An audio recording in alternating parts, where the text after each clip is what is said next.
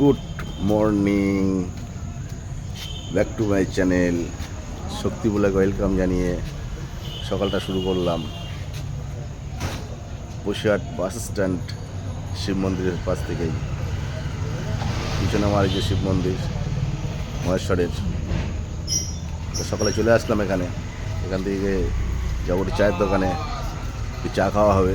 চাটা খেয়ে তারপরে চলো বেড়াকে যাবো, রান্নাবান্না আসবেন, এগুলোই সকাল থেকে শুরু। তা শক্তি ব্লগটা কি তোমাকে ফলো করছো?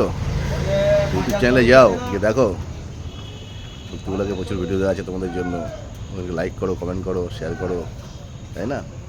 আমার ফেসবুক বন্ধুরা এত ভালোবাসো আমাকে, আর ইউটিউব চ্যানেলটা ফলো করো, তাই তো?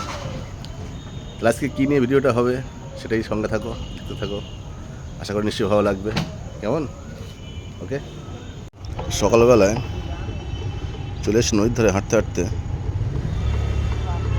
দেখতে পাচ্ছি আমাদের এক মাঝি ভাই কত সুন্দরভাবে নৌকা নিয়ে নদীতে জাল পাতছে। এই দেখো, মাছ ধরার জন্য। দৃশ্যটা দেখে আর থাকতে পারলাম না, মনে করলাম তোমার সঙ্গে শেয়ার করি। তো সকালবেলায় ক্যামেরাটা ধরতে বাধ্য হলাম।